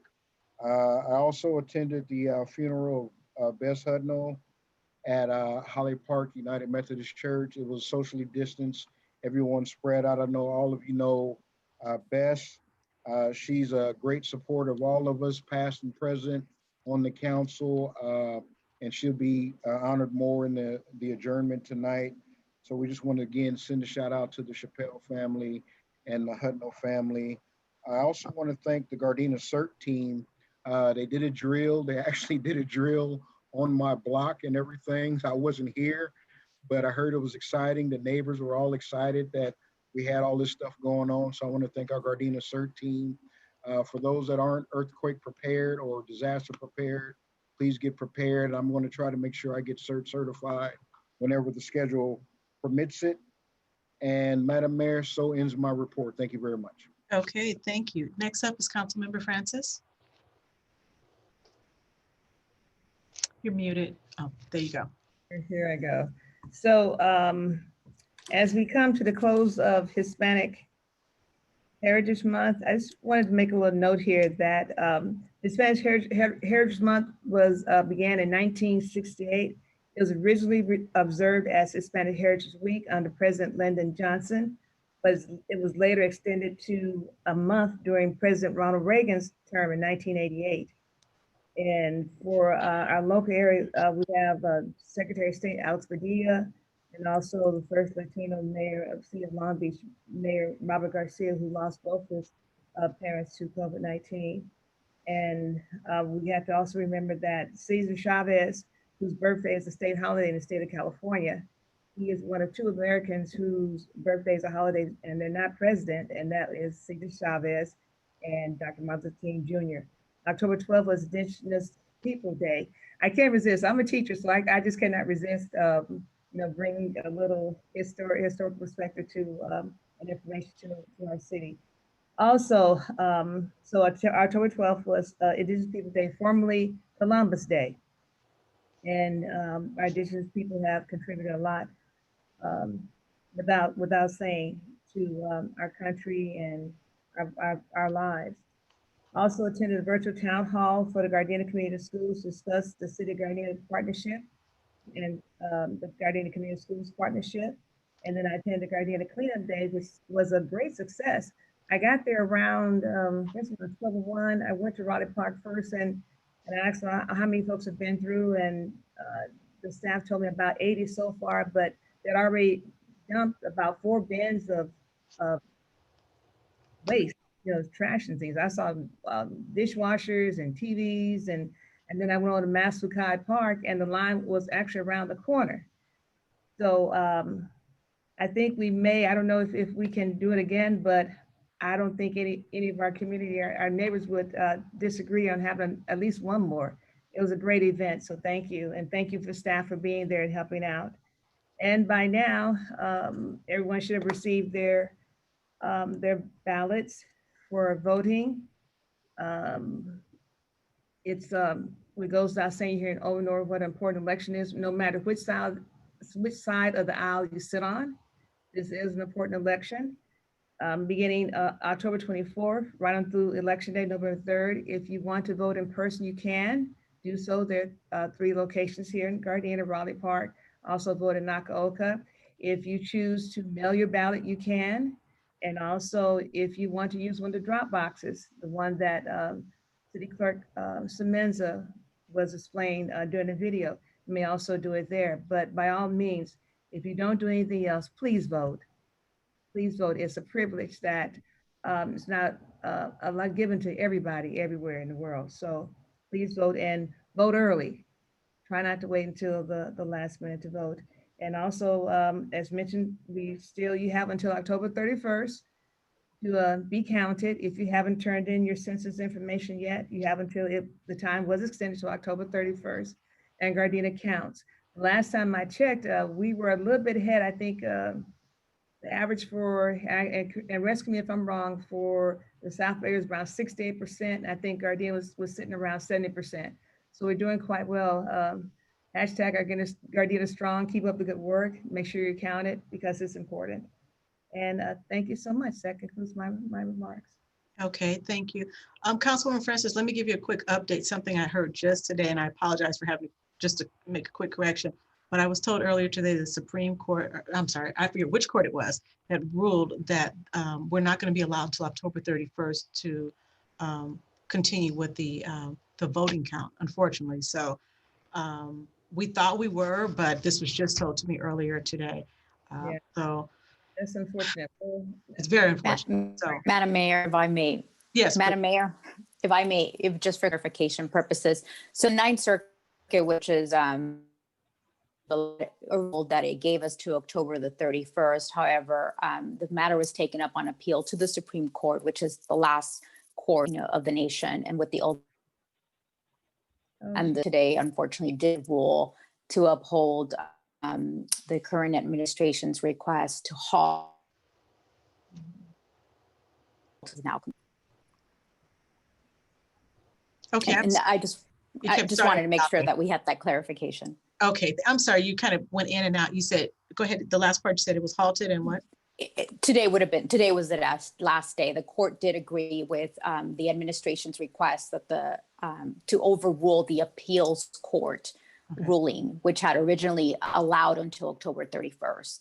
So long story short, it's over, as correctly as the mayor stated. Okay. Thank you for rescuing me. Like I said, when I'm wrong, please rescue me. Don't leave me out there wrong. No problem. Yeah, no, and thank you too as well, Attorney Vasquez, for getting that all clarified. Yeah. I'm sorry, did you have anything more? Was that it, or do you have anything more? That was it, Madam Mayor. Okay, thank you. And Councilwoman Francis, was that everything, or? I'm sorry? Was that everything? Yeah. Oh, okay. Okay, thank you. Next up, we have Councilmember Kaskanian. Thank you very much, Madam Mayor. Since our last meeting, I've been attending a lot of meetings locally in the LA County, state level and federal level regarding the situation that is going on in Armenia. Unfortunately, we are in a full-blown war against Azerbaijan, backed up by Turkey, and Turkey is, bringing a lot of Syrian and Libyan mercenaries to fight us. There is about 4,500 of them as we speak right now. And we do have some hostages that, we got the mercenaries during the war. So we do have proof, all these things happening. And I've been talking to assembly members, Congress and everybody. So on my power locally here in South Bay and in LA County, I'm doing my best, as of my other elected official Armenians, they're doing. So I've been busy, and I'm going to be busy next couple of weeks, or hopefully this will end soon and we get back to our normal life. Just briefly, I would like to, put our council members, mayor, and everybody in the picture. Last 48 hours, they've been bombing Stepanakert, which is in Artsakh, and they've been bombing the church. People that they were hiding in the bunkers underneath the church, children's, women's, elderly people, several of them killed because they're using heavy duty missiles, medium range missiles. So it's a very, very sad situation in Armenia at this time as we speak. A lot of casualties, a lot of death. It's devastating. And I will give the report, full report, Madam Mayor, and next time we meet in our council meeting in 2 weeks, hopefully, by then I'll give the good news, but I will give full report if you guys will allow me. And I will give some numbers too as well. So the community over here in Gardena, they would know what's going on. So, and I will end my report, Madam Mayor. Okay, thank you. And for myself, since the last council meeting, attended a couple of events. The first one was the CERT parade, and Mayor Pro Tem kind of spoke about it a little bit earlier. That was the second one, I think, when they went to your house, but I participated in the first one where we went to various community, various residents' homes who are CERT members, and kind of explained to the neighbors, what CERT's about. And CERT stands for the Community Emergency Response Team. And basically what it is, it's members of the community who've taken a 3-day, 8 hours per day course on how to protect yourself and take care of your family and your neighbors in the event of an emergency. And so we were there at that particular CERT member's house in the community. We passed out flyers. We talked to the neighbors about becoming CERT certified. And it was really great. Our Chief Safel was there, Captain Osorio was there. We had a representative from LA County Fire, as well as the CERT members. We came as a group, and everybody was in their official car, police car, fire truck, and CERT car. So people started coming outside. They were like, "What's this all about?" And it raised some awareness, and which I thought was really good. We passed out flyers, signed people up, and it was really good. We just made the community a little bit more aware. So we had a great time out there, and I think they're going to continue doing more of these. They call them CERT parades throughout probably the next few months or so. So glad I was able to attend that.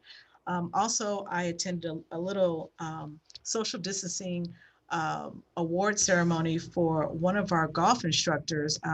He's somebody who's like contracted to teach golf here in the city of Gardena through one of our after-school programs. And he was awarded from the PGA Junior League an award for recruiting the most people. He was ranked number 4 in the United States for recruiting kids to this junior golf program.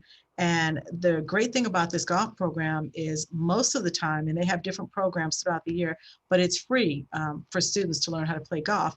And you get a golf bag, you get a golf shirt. Sometimes they have to charge, maybe 6 lessons for $30, which is still a great deal to learn how to play golf. But he's an excellent teacher, and I was really happy to attend the social distancing little award ceremony that was given for him by the PGA Junior League. His name is Leroy Bates, and I had the opportunity to play golf with him, and he's like the unknown Tiger Woods. If you're not playing golf right, he'll tell you to stand up, lean to the left, and your ball will go exactly where it's supposed to go. So I was happy to be able to attend his ceremony, as well as, like I said, he's a little hidden jewel that we have in Gardena and teaching our young people how to play golf. Also, this past Saturday, I attended the bulk trash pickup, and it was really a great event. And there were so many people, as Councilwoman Francis had mentioned, that were saying, "Can we do this again? We didn't get everything out of our house." And there was just a steady flow, and it was really good. So we haven't done a bulk pickup like that in many years. I know over the years, we've kind of changed it to where you can have like 2 pickups per year, but I think the residents really appreciated this. And just the feedback, from myself and Councilwoman Francis to our city staff, I think it would be great if we do this again, because it went over really, really well. Everybody was talking about it afterwards. And it was just a good thing to get rid of that little extra clutter. So happy that we were able to do that. One other thing I want to mention, or actually a couple of more things. October is Code Enforcement Officer Appreciation Week. It's the second week in October, so we definitely want to, if we see one of our code enforcement officers, definitely let them know that we appreciate the work that they're doing. It's not easy doing that job if you're that person going up and telling somebody, "Hey, you're in violation of this," because I'm sure they're really not received that well. But we appreciate what they do. We appreciate all the, believe it or not, the citations that they give out for people who are just dumping items or any violations that they do throughout the year. So I just want to send out a special thank you and congratulations to our code enforcement officers. Also, we briefly talked about the Halloween virtual costume contest that we're talking about having. Originally, we were talking about intertwining the census count with it, but since this ruling that just went down today, we still want to have our costume contest. There's going to be flyers that are going to go out, and we're asking people to submit your photos by October 26th. And the contest is open to all City of Gardena residents. We're asking that you take a picture of your costume, because this year we're doing it differently. Everybody has to social distance. We're not encouraging people to go door to door. We do have our drive-through Halloween places where you can pick up candy. So we thought it would be fun to let people dress up in costumes, take a picture and send it to us. And we would showcase these pictures on Facebook. So there's different categories for costumes, ages like 0 to 5. You can do, there's an elementary school age, junior high age, there's even family costumes.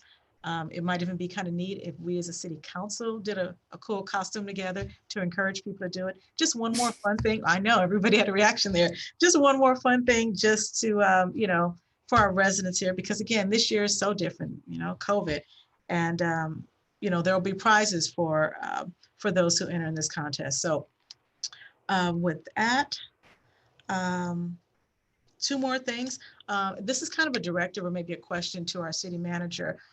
What is or maybe even our city attorney, is it okay for other city elected officials during their campaigns to be able to put their campaign signs in our city if they're a neighboring city, or are we just, is it just limited to their city? For instance, if they're across the street, we're seeing a lot of this, at least I'm seeing a lot of this, elected officials in neighboring cities who are running for office and their signs are all on our streets.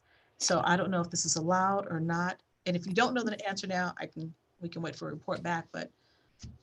Madam Mayor, I have looked into this. It's a First Amendment issue. So we can regulate where the signs go, but we can't regulate the content of the sign itself. So to answer your question, even though the individual may be running in a different jurisdiction that's not Gardena, we can't prevent that sign as long as they're compliant.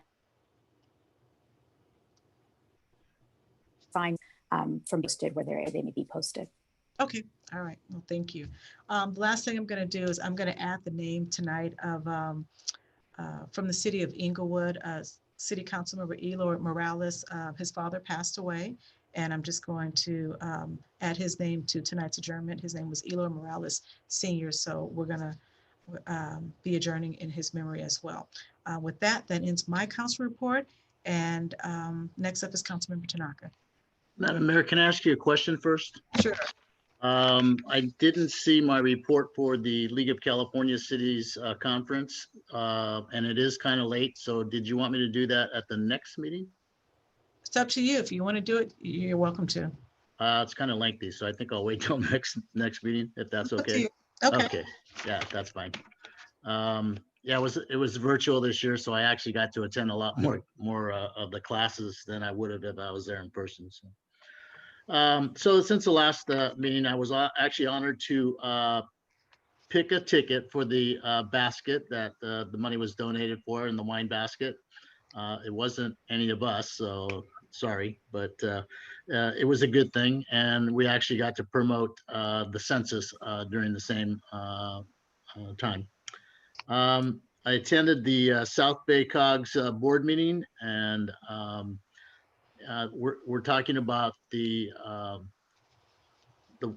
fiber networking. We're talking about the housing issues. There's a lot of stuff that's going on right now. So the COGS is going to be busy till the end of the year. I did attend 3 days of the California Cities Conference. So next council meeting, I'll give you a full report on that. It was quite a conference, even though it was virtual. I stopped by early Saturday just to wave to our employees at the trash pickup and the bulky item pickup, and I really have to thank them for getting out there early and setting up and making sure that that event occurred. I attended the South Bay COGS Steering Committee meeting the other day, and this morning I attended South Bay Regional Communications Authority that had a special meeting today. And I apologize to the new hires that Councilman Henderson talked about, but I was at the conference and I didn't get to go on virtually to watch them graduate, but welcome to the family. It's going to be the greatest place you'll ever say that you worked for and been a part of. And lastly, I'm not going to add this to our memorial, but a friend of mine, Chris Payne, Larry Payne, and Harold Payne lost their mother, Lorraine, who was a longtime Gardena resident. She died at 97 in her sleep, and it's just condolences to the Payne family for their loss. And that ends my report, Madam Mayor. Okay, thank you. So under announcements, I know our city manager has already mentioned the Flapjack event coming up, movie night and a driving night and the Helping Hands. But one more I'd like to just mention from our city clerk's office, and that's in regards to voting. We do have flyers where you can check to make sure that you are registered to vote under lavote.net, as well as it was mentioned a couple of times earlier, but we do have our vote by mailbox drop boxes that are already open now. They're open 24/7 starting October 5th. So they're already open. One is at Raleigh Park, which is located at 13220 South Van Ness Avenue. Our second one is at the Nacopa Community Center, and that's located at 1670 West 162nd Street. And that's on the side entrance as you're going to the Nakaoka Center. Also, the voting centers, they begin opening on Saturday, October 24th from 10 a.m. to 7 p.m. One will be at Raleigh Park, which is on 132nd and Van Ness. We will be practicing social distancing. And let's see, what else? Let's see. And then at the Nakoka Community Center, starting Friday, October 30th, from 10 a.m. to 7 p.m. And again, that is 1670 West 162nd Street. Also, too, be mindful that you can still mail your ballots in if you like to. I mean, it's still early now, so for those of you who would like to mail it in, so you have those options as well. We have our drop box. You can mail them in. As well as you will still be able to walk into any of our voting centers. So we just want to make sure that everybody is very much aware that all of that is available to you. And I believe the flyers that you're looking at right now through our Zoom, we will keep that information posted on our city website so that you know the addresses, the times, and if you have any questions about any of this information as it relates to voting. And on a fun side here, we're asking and encouraging people to post a picture of yourself voting, and you can put that under the hashtag Gardena Votes, just to encourage your friends, neighbors, and family to definitely get out and vote as well. So with that, that's all the announcements that I have at this time. We're going to move on to our remembrances. Tonight, we're going to adjourn in memory of Mr. Samuel F. Magana, who was 88 years of age, and he was the co-founder of Diane's Mexican Food Products. Mr. Magana opened his first small grocery store in Gardena, and soon after, his family business began to thrive and expand. We're also going to adjourn in memory of Ms. Bess Hutnall, who was 83 years of age. Ms. Hutnall was an active member of the Kashmir Gatekeepers Block Club. We're also going to adjourn in memory of Judge Vincent Okamoto, who was 76 years of age, a former City of Gardena council member from 1976 to 1980, and was appointed to the Los Angeles Superior Court bench in 2002. Judge Okamoto spoke at the opening of our temporary display replica of the Vietnam Veterans Memorial at Mos Phu Khai Park in April of 2018. And he was also named the Grand Marshal of the Nisei Week Parade that same year. Judge Okamoto was also a Vietnam War veteran. He served in the United States Army as a second lieutenant. And lastly, we're going to join in memory of Eloy Morales Sr., and he was the father of Inglewood City Council member Eloy Morales Jr. So next, we're going to move on to our adjournment here. I'm sorry, we just, that was our remembrances. The Gardena City Council will adjourn to our next closed session portion of our City Council meeting, which will be at 7 p.m., followed by the regular City Council meeting at 7:30 p.m. on Tuesday, October 27th, 2020. We are now adjourned.